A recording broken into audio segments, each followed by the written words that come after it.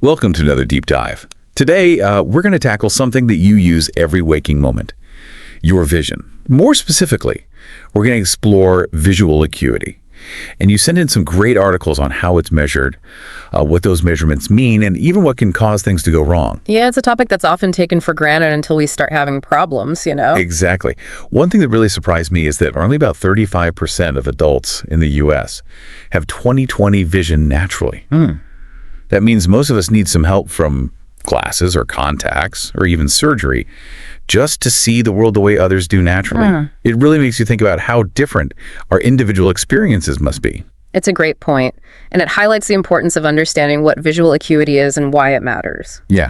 So in the simplest terms, visual acuity is the ability of your eye to distinguish details and shapes at a given distance. It's about how clearly you see. So it's more than just like, can you see that thing over there? It's about how sharply and clearly you can see it.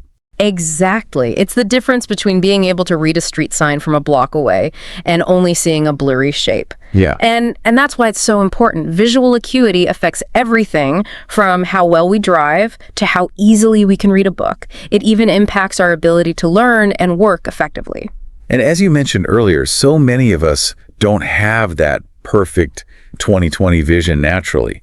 So how do we even measure visual acuity? I know there's the Snellen chart, but the articles you sent mentioned other methods too. Right. The Snellen chart is that classic one with the rows of letters getting smaller and smaller. Yeah. You stand 20 feet away, cover one eye, and read the smallest line you can. Right.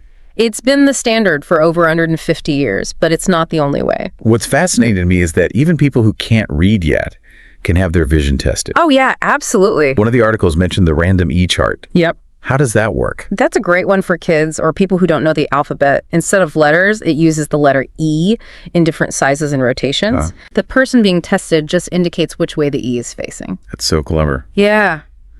What are some of the other ways visual acuity is measured? Well, there's also pinhole testing. Okay. It's a really simple way to figure out if blurry vision is caused by something called refractive error, which is basically a problem with how the eye focuses light. A pinhole blocks out most of the light, letting only a focused beam reach your eye. If your vision improves when you look through the pinhole, it suggests you might benefit from corrective lenses. So that pinhole test could be an early clue that you might need glasses. Precisely. And then there are more specialized tests like dynamic visual acuity tests, which assess your vision while you're moving your head. Oh, interesting. These are particularly helpful for athletes or anyone whose work requires clear vision in motion. So it's not just about sitting still and reading letters off a chart. Right. There are tests tailored to specific needs and situations. Okay, so we've talked about how visual acuity is measured, but what do those numbers we hear like 20/20 or 20/40 actually mean? That's a great question, and it can be a little confusing. Let's break it down. Okay. The first number, usually 20, is the distance you're standing from the chart. The second number is the distance at which a person with normal vision could read the same line you're reading. Oh, okay. So 20/20 means you can see at 20 feet what a person with normal vision can see at 20 feet. Gotcha. 20/40 means you need to be at 20 feet to see what someone with normal vision can see from 40 feet away. So the higher that second number gets, the worse your vision is. Exactly. And it's important to remember that 20/20 vision is really just an average. It doesn't mean perfect vision. And as we discussed earlier, many people don't even have that naturally. This is all making a lot more sense now. So once you have your visual acuity measurement, what happens? How are the results used? Well, those results can guide your eye doctor in prescribing the right corrective lenses, whether it's glasses or contacts, but they can also be a warning sign, alerting them to potential eye conditions that need further investigation. That's right. Early detection is critical for so many eye conditions, and visual acuity testing is often the first step in that process. One of the articles went into some of the things that can cause decreased visual acuity, and it's a pretty extensive list. Yeah. We've touched on refractive errors, which are common and usually correctable with glasses, but there are so many other possibilities, right? Cataracts, macular degeneration, problems with the cornea or the optic nerve. It can be overwhelming. It's true, there is a wide range of potential culprits. But before we get into the specifics of those conditions, I think it's important to reassure our listener that not every change in visual acuity is a sign of a serious problem. That's a good point. Sometimes it really is as simple as needing a new prescription for your glasses. Absolutely. However, it's always best to err on the side of caution. If you're experiencing significant changes in your vision or any sudden vision loss, it's crucial to see an eye care professional right away. Couldn't agree more. So let's delve into some of those conditions that can impact visual acuity. One that I think a lot of people have heard of, especially as we age, is cataracts. What exactly are cataracts and how do they affect vision? Cataracts happen when the natural lens inside your eye becomes cloudy, kind of like a window fogging up.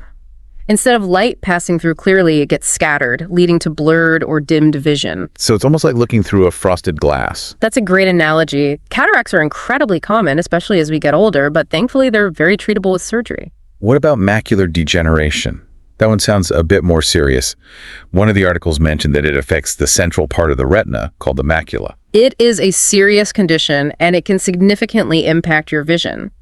The macula is responsible for your sharp central vision, the kind you need for reading, driving, or recognizing faces. So someone with macular degeneration might have trouble seeing things right in front of them. Exactly. They might experience blurry patches in their central vision or see straight lines as wavy. There are two types, dry and wet. Dry macular degeneration is more common and progresses slowly. Wet macular degeneration is less common but advances more rapidly and can cause severe vision loss if left untreated. That's a good distinction to make. And then there's corneal scarring. What causes that and how does it affect vision? Corneal scarring usually results from some kind of injury to the cornea, which is the clear front part of your eye. It can also be caused by infections or certain eye diseases. The scar tissue that forms blocks light from entering the eye properly, leading to blurry or distorted vision. So it's like having a permanent scratch on the surface of your eye. You could think of it that way. And speaking of the parts of the eye, one of the sources you shared talked about how issues with the optic nerve can also lead to decreased visual acuity. Right. It mentioned conditions like optic neuritis and glaucoma. Can you tell us a bit more about those? Of course. The optic nerve is like a cable that carries visual information from your eye to your brain. Optic neuritis is inflammation of that nerve and can disrupt the transmission of those signals.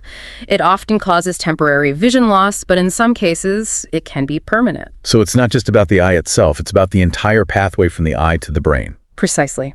And then there's glaucoma, which is a condition that damages the optic nerve due to increased pressure inside the eye. Glaucoma is particularly concerning because it often has no noticeable symptoms in the early stages. If left untreated, it can lead to blindness. That's why regular eye exams are so crucial, right? To catch these conditions early on when they're most treatable. Absolutely. Early detection is key for preserving vision. And there are so many other conditions we haven't even touched on, like retinitis pigmentosa, a group of inherited disorders that damage the retina and lead to night blindness and loss of peripheral vision, or diabetic retinopathy, a complication of diabetes that can also damage blood vessels in the retina. Wow. It's amazing how many things can affect our vision. It truly is, and it underscores the importance of proactive eye care.